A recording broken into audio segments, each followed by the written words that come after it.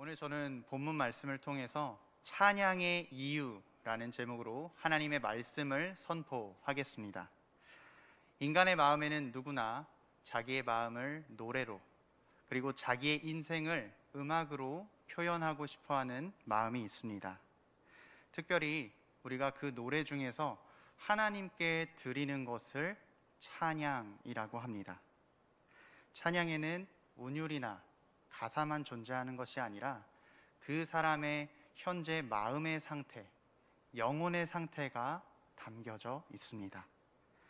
오늘 내가 부른 나의 찬양에 나의 마음이, 나의 영혼이 녹아져 있는 것이죠. 그렇습니다. 쉽게 말해서 찬양이라는 것은 우리의 신앙이 녹아져 있는 것입니다. 사랑하는 우리 비전교회 성도 여러분, 나는 지금 어떤 노래를 부르고 있나요? 또 나는 어떤 찬양을 주님께 드리고 있나요?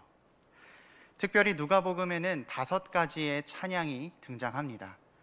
우리가 오늘 함께 읽은 누가복음 마리아의 노래도 그 5가지의 노래 중에 하나입니다. 특별히 역사적으로 교회는 이 찬양을 Magnificat이라고 불렀습니다. Magnificat이란 아주 위대한 찬가를 뜻합니다. 크게 하고 높이고 찬양한다라는 뜻을 가지고 있습니다. 그런데요, 오늘 이 위대한 높이는 이 Magnificate 찬양을 부른 마리아의 상황을 잠시 생각해 보십시오. 마리아는 지금 찬양할 수 있는 상황이 아니었습니다. 다들 잘 아시다시피 가브리엘 천사가 나타나서 당신이 아이를 가졌으니 그 아이의 이름을 예수라 하시오 라고 이야기를 했습니다. 처녀가 아이를 가진 것입니다. 심지어 요즘에도 결혼하기 전에 아이가 생기면 정말 부끄러워하고 그것을 숨기기에 급급한데, 이때 당시에는 어땠을까요? 율법으로 치면요, 마리아는 죽어야 합니다. 그런데 마리아는 오히려 오늘 찬양하고 있습니다. 마리아는 어떻게 찬양할 수가 있는 것일까요? 오늘 이 시간 본문 말씀을 통해서 저와 여러분, 이 말씀을 통해 마리아의 찬양의 이유를 발견하고 우리 삶 가운데에도 오늘 이 마리아가 불렀던 찬양이 울려 퍼지길 소망합니다. 본문 46절, 47절을 한번 보도록 하겠습니다. 제가 읽도록 하겠습니다. 마리아가 이르되 내 영혼이 주를 찬양하며 내 마음이 하나님 내 구주를 기뻐하였음은. 우리가 일반적으로 노래한다라는 말과 찬양한다라는 말이 느낌이 조금 다르죠. 노래한다라는 것은 히브리 말로 할랄이라고 이야기합니다. 우리가 익숙하게 아는 할렐루야 할 때 바로 그 할랄입니다. 그런데 오늘 46절에 여기에 나와 있는 찬양하다라는 단어는 할랄이 아니라 하나님께 특별히 바쳐지는 찬양의 단어를 사용하고 있습니다. 이것을 헬라어에서는 메갈리노라고 표현하는데요, 이 단어가 찬송가로 치면 이제 우리가 흔히 부르는 100장 이내의 찬송가들, 만복의 근원 하나님, 예수 우리 왕이여, 이런 삼위의 하나님을 높이는 그러한 찬양을 이야기합니다. 특별히 이 단어 때문에 오늘 이 찬가가 Magnificat이라고 불리기도 한 것인데요, 여기서 마리아는 내 영혼이 주를 찬양하며 내 마음이 하나님 내 구주를 기뻐하였다라고 고백합니다.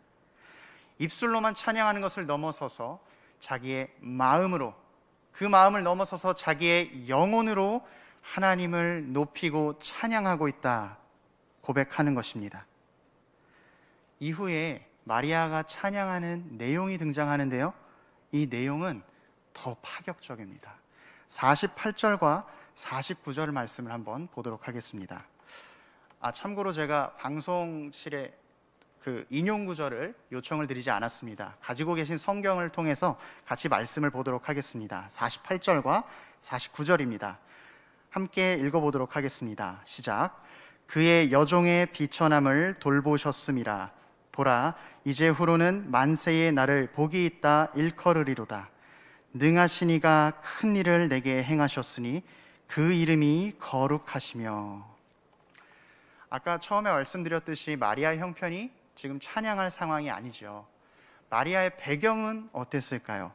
마리아는 다들 잘 아시듯이 나사렛이라는 동네에 살고 있었습니다. 갈릴리 나사렛은 아주 척박한 땅이었는데요. 예를 들면 강원도 산골 마을에서 500리는 더 들어가야 하는 그러한 아주 척박한 땅이었습니다. 그리고 또한 마리아는 여자였습니다. 당시 예수님 당시에 여자는 사람의 수를 체크할 때, 사람의 인원수를 셀 때 여자는 치지도 않았습니다. 또 마리아는 결혼할 사람이 있었는데 이 결혼할 사람의 직업은 목수였습니다. 예수님 당시에 직업에 귀천이 존재했었는데 목수는 귀한 직업 쪽에 속하지는 않았습니다.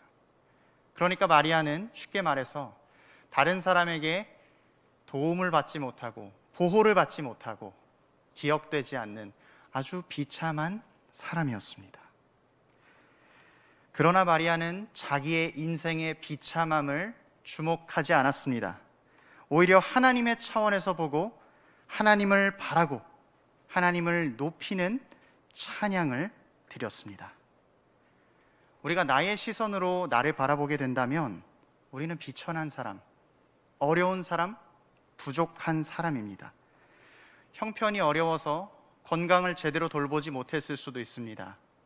시대가 너무 악해서 배움의 기회를 얻지 못했을 수도 있습니다.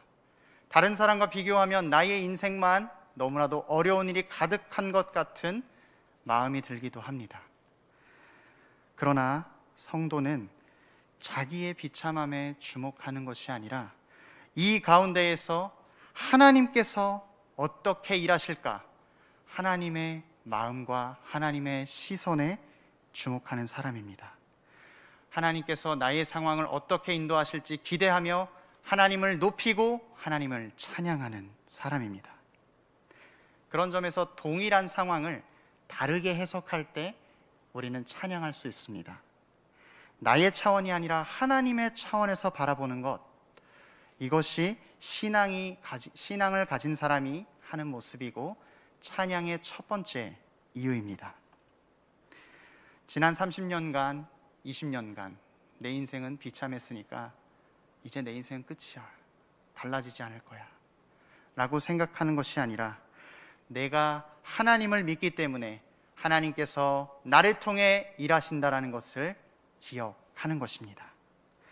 실제로 하나님의 차원을 바라보며 살아갈 때 한숨을 기쁨으로 바꾸는 그러한 일을 경험한 한 여인이 있었습니다. 이 여자는요, 사랑하는 남편도 있었어요. 그리고 재물도 어느 정도 넉넉하게 있었던 것 같습니다. 그런데 기쁘지가 않았어요. 왜냐하면 아이가 없었기 때문입니다. 또한 아이가 없다라는 이유로 남편의 또 다른 아내에게 놀림을 받아야 했습니다. 그 마음 가운데 속상함과 괴로움이 얼마나 심했던지 마음에 격분이 일어나고 이로 인해 먹기도 싫고 살기도 싫을 정도였습니다. 마음이 새까맣게 타들어가서 그 새까맣게 타들어온 마음을 가지고 하나님 앞에 엎드렸을 때, 심지어 그 엎드린 모습을 지켜본 제사장은 포도주를 끊으라라고 이야기를 했습니다. 너무나 억울한 나머지 이 여자가 이렇게 대답했습니다. 내 주여, 그렇지 아니하나이다. 나는 마음이 슬픈 여자입니다. 포도주나 독주를 마신 것이 아니라 여호와 앞에 내 심정을 통한 것뿐입니다. 한나에게는 내가 10 아들보다 낫지 아니합니까? 라고 위로했던 엘가나의 위로는 안타깝게도 위로가 되지 않았습니다. 그래서 그녀는 자기의 새까만 마음을 가지고 하나님 앞에 엎드렸을 때 하나님의 은혜와 긍휼을 경험하게 되었습니다. 바로 자신의 비천함을 자신의 시선으로 바라보는 것이 아니라 하나님의 차원에서 바라보게 된 것입니다. 그래서 한나는 이제 이렇게 찬양합니다. 여호와는 죽이기도 하시고 살리기도 하시고 스올에 내리기도 하시고 거기에서 올리기도 하시는도다. 여호와는 가난하게도 하시고 부하게도 하시고 낮추기도 하시고 높이기도 하시는도다. 아멘. 또한 하나님께서는 오늘 마리아에게도 동일하게 임하셨습니다. 마리아의 두려움을 하나님으로 향한 경외로 바꾸어 주셨습니다. 50절 말씀입니다. 제가 읽도록 하겠습니다. 긍휼하심이 두려워하는 자에게 대대로 이르는도다. 마리아가 여기서 고백하는 이 두려움은 정말로 무서운 상황을 만났을 때 느끼는 공포감이었습니다. 처녀가 아이를 가졌다라는 사실, 약혼자에게는 어떻게 설명을 해야 할 것이며 왜 내게 이런 일이 일어났을까? 깊은 두려움 가운데 빠질 수밖에 없었습니다. 그러나 마리아가 신앙 가운데 하나님의 긍휼하심을 믿고 하나님의 차원으로 자신의 상황을 바라보았을 때 그 두려움은 더 이상 공포심이 아니라 하나님을 향한 경외심으로 바뀌게 된 것입니다. 경외라는 것은 하나님 앞에 섰을 때에 우리가 가지는 복합적인 감정입니다. 하나님을 너무나도 사랑하고 존경하기 때문에 다가가고 싶지만 동시에 나의 죄로 인해서 너무나 거룩하신 하나님으로 앞에 두려움을 가지는 것, 이것이 바로 경외의 마음입니다. 마치 어린아이가 엄한 아버지가 퇴근을 했을 때 인사를 하러 갈 때 주춤주춤하다 아버지께 나아가는 그런 모습인 것입니다. 마리아는 이 시간 자신의 두려움을 자신의 상황의 비천함을 바라보는 것이 아니라 하나님의 은혜를, 하나님의 시선을 바라보자 자신의 두려움이 하나님을 향한 경외심으로 바뀌게 되었습니다. 그렇다면 신앙을 가진다라는 것, 하나님의 차원에서 바라본다는 것, 이것은 도대체 무엇일까요? 우리가 야구 경기를 보면서 8회까지 점수가 지고 있다가 9회에서 역전을 하게 됐을 때 그 지고 있던 팀에게 졌다라고 이야기하지 않습니다. 오히려 그 팀에게 역전했다, 기뻐하라고 이야기합니다. 하나님의 차원으로 보는 것이 이와 비슷합니다. 하나님의 차원에서 보는 것은 이 과정 가운데 일하고 계신 하나님을 바라보는 것이며 종국에는 하나님께서 역전하시고 바꾸어 주신다는 것을 믿고 의지하는 것입니다. 마리아는 오늘 하나님을 기대하며 이렇게 노래합니다. 51절에서 53절에 동사를 한번 찾아보시기 바랍니다. 51절에 이렇게 이야기하고 있지요. 마음의 생각이 교만한 자들을 흩으셨고, 52절에 내리치셨으며 높이셨고, 53절에 배불리셨으며 보내셨도다. 여기 나와 있는 동사들이 다 어떤 시제로 되어 있죠? 현재 시제로 되어 있습니까? 과거 시제로 되어 있습니까? 과거 시제로 되어 있습니다. 헬라어에서는 이러한 용법을 에오리스트 용법이라고, 에오리스트 시제라고 이야기합니다. 과거에 이미 이 일이 이루어진다라는 것을, 이루어졌다라는 것을, 미래에 대한 강한 확신을 나타낼 때 이 용법을 사용합니다.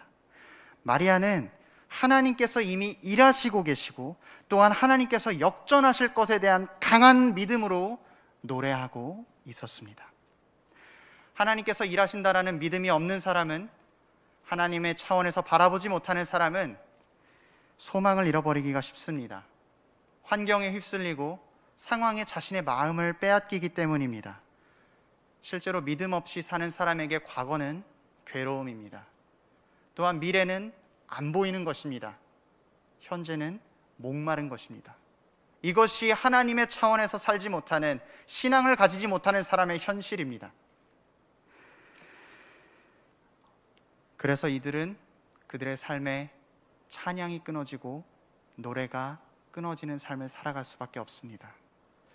제가 이 말씀을 이렇게 드리면 어떤 분이 이렇게 말씀하실 것 같아요. 전도사님, 불신자들도 다 노래합니다.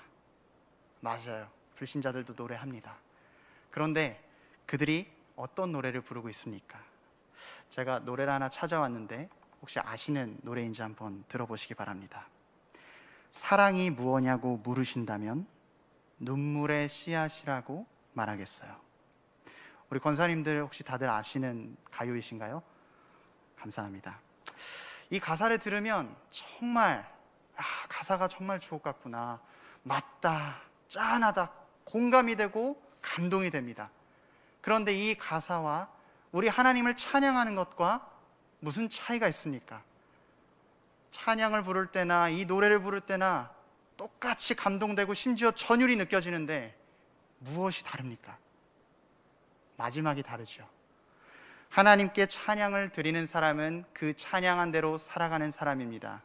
그러나 이 아주 귀한 가사를 따라 노래 부르는 사람은 자신의 마음에서 감동받고 끝나는 사람입니다. 결과가 다르죠.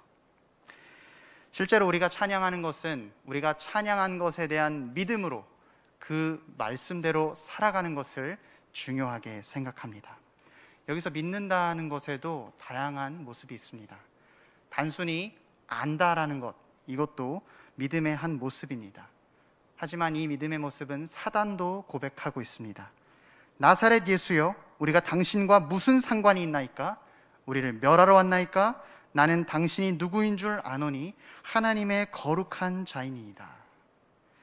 또 믿는다는 것에는 아는 것을 넘어서서 지적으로 감정적으로 동의하는 모습 또한 가지고 있습니다. 이야, 저 말씀 진짜 좋은 말씀이네. 야, 저렇게 살면 진짜 좋겠다.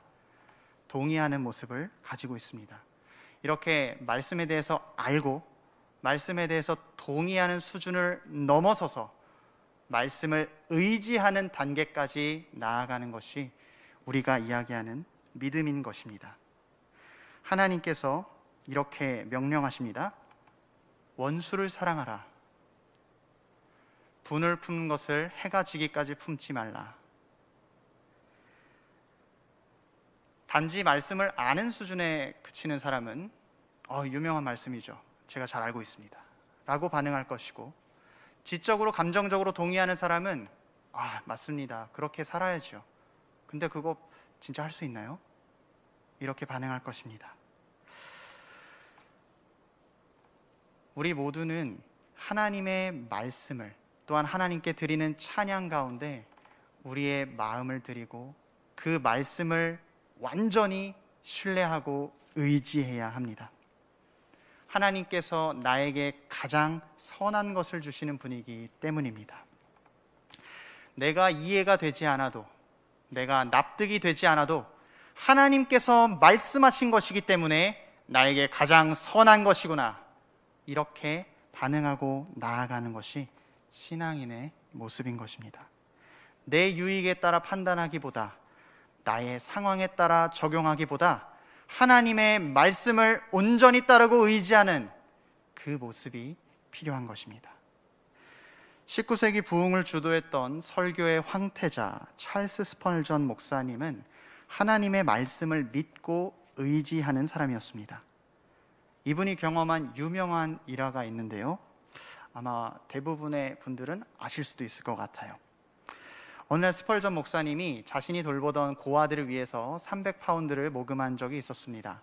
그 300파운드의 모금액이 전부 다 모였을 때 스펄전 목사님은 하나님께 감사의 기도를 드렸습니다. 그러자 하나님께서 스펄전 목사님의 마음 가운데 그 300파운드를 조지 뮬러 목사에게 갖다 주라 라고 마음을 주셨습니다. 스펄전 목사님이 다시 기도하면서, 하나님, 이 300파운드는 우리 고아들도 필요한 돈입니다. 이것 때문에 제가 모금을 한 것입니다.